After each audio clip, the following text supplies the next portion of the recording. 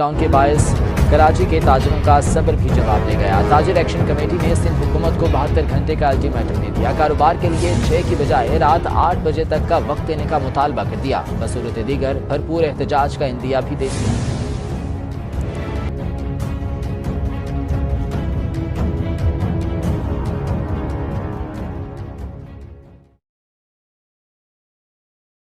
ताजिर action committee ने सिंध हुकूमत को 72 घंटे का अल्टीमेटम दे दिया। कराची प्रेस क्लब में प्रेस कॉन्फ्रेंस करते हुए ताजिर एक्शन कमेटी के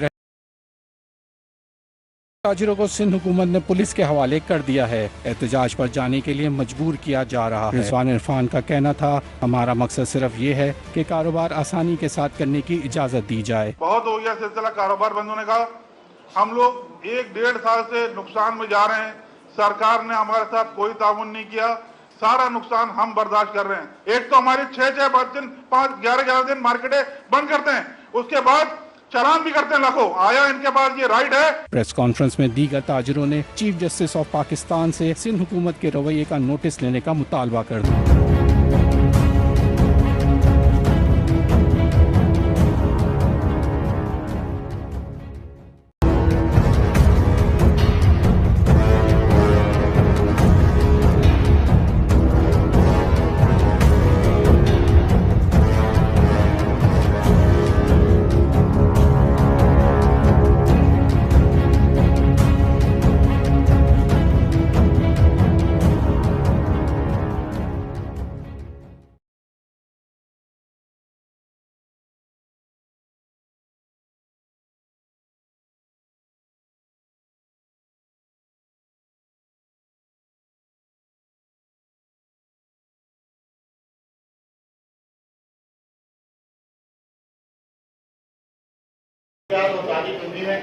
बजट के ऊपर बात कर रही होती, लेकिन हुकूमत की पॉलिसी की वजह से हम बजट के ऊपर डिस्कस नहीं कर पा रहे और हम जो है इस पर समाज के ताजिरों के साथ तजदीद आमद शुरू किया जा रहा है, जिसमें इलेक्ट्रॉनिक मीडिया का बड़ा शुक्रगुजार हूं। उन्होंने बताया और ये फुटेजेस तमाम मीडिया पे चली है जिस तरह ताजिर को पुलिस वाले मारते हुए ले गए। इससे ज्यादा कोई चीज हमारे लिए तजदीद आमद हो भी नहीं सकती। अब तमाम ताजिर तस्दीकें एक प्लेटफॉर्म पर जमा हो चुकी हैं और इंशाअल्लाह जो नफरत का सिलसिला सिंध हुकूमत ने शुरू किया है वो ताजिर तस्दीक में इंशाअल्लाह उसके इख्तिताम में पहुंचाएंगे। बहुत बहुत शुक्रिया। हमारे ताजिर रहमान सबसे पहले माजरत मुझे लेट आने की माजरत चाहता हूँ मैं।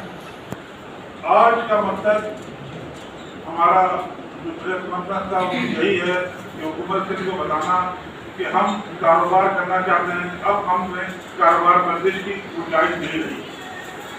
अब आप लोग जो है पहले ये होता था कि भाई कोरोना है, कोरोना वैक्सीन आई, इसका इलाज वैक्सीन है। अब जब वैक्सीन आ गई है तो क्यों नहीं लगाई जा रही वैक्सीन? वैक्सीन लगाई जाए और मार्केटें खोली जाए। बहुत हो गया सिलसिला बंद करने का। आपके पास सारा डाटा मौजूद है, नाजरा के पास। जो वैक्सीन नहीं लगाता आप उसका शनाख्ती कार्ड ब्लॉक कर सकते हैं। आप एक कानून बनाएंगे जो भी है, तमाम पाकिस्तानी जो है वो वैक्सीन लगाएंगे ताकि ये कारोबार का सिलसिला बंद होने का खत्म हो। बहुत हो गया सिलसिला कारोबार बंद होने का।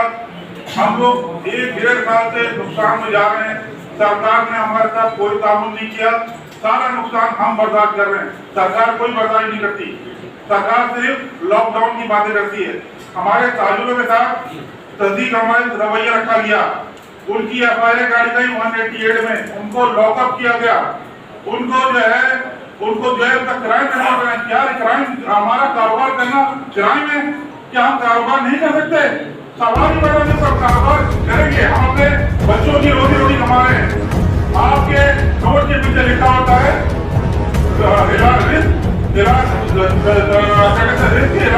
इबादत है। तो हम जो है इबादत कर रहे हैं, अपने रिस्क हमारे अपना। हम कोई लूट अपनाई नहीं कर रहे, क्राइम नहीं कर रहे। आप लोगों ने क्या रवैया? एक एसडीएम आता है, मार्केटें बंद करा देता है, सील कर देता है। लाखों रुपए जो है वो जो है उनको जो है लोगों को जो है देने पाने। वैसे कारोबार नहीं है। लोग कर्जा लेके जो है फिर अपनी दुकानें खोले। ये क्या कहाँ का इंसाफ है? सिर्फ सरकार को जवाब देने को तैयार नहीं है। हमने मिनिस्टर साहब नासिर शाह साहब को फोन किया, हमने मुर्तजा वहाब साहब को फोन किया। हमने हर महत्व को फोन किया, लेकिन कोई जवाब देने को तैयार नहीं है। जब हम यहाँ आए प्रेस कॉन्फ्रेंस करने कि ये कोई मौका न गया कि हमसे बात की, हमने हर किसी से कोशिश की कि हमारा मसला हल करे, लेकिन कोई मसला हल करने को तैयार नहीं है। हमारा कारोबार जारी रहेगा, हमें कारोबार करने की इजाजत नहीं दी गई तो हम रोडों पे भी आएंगे, हम हड़ताल भी करेंगे और हम विभाग को मस्जिद को टैक्स भी नहीं देंगे। बहुत हो गया, कराची ने टैक्स दिया, कराची ने बहुत टैक्स दे दिया, अब कराची को वापस करने का टाइम बहुत हो गया। हमारे साथ ज्यादा बहुत हो गई है। हमने हर किसी से कोशिश की कि हमारा मसला हल करे, लेकिन कोई मसला हल करने को तैयार नहीं है। हमारा कारोबार जारी रहेगा, हमें कारोबार करने की इजाजत नहीं दी गई तो हम रोडों में भी आएंगे, हम हड़ताल भी करेंगे और हम विभाग को मस्जिद को टैक्स भी नहीं देंगे। बहुत हो गया, कराची ने टैक्स दिया, कराची ने बहुत टैक्स दे दिया, अब कराची को वापस करने का टाइम बहुत हो गया, हम नहीं करेंगे।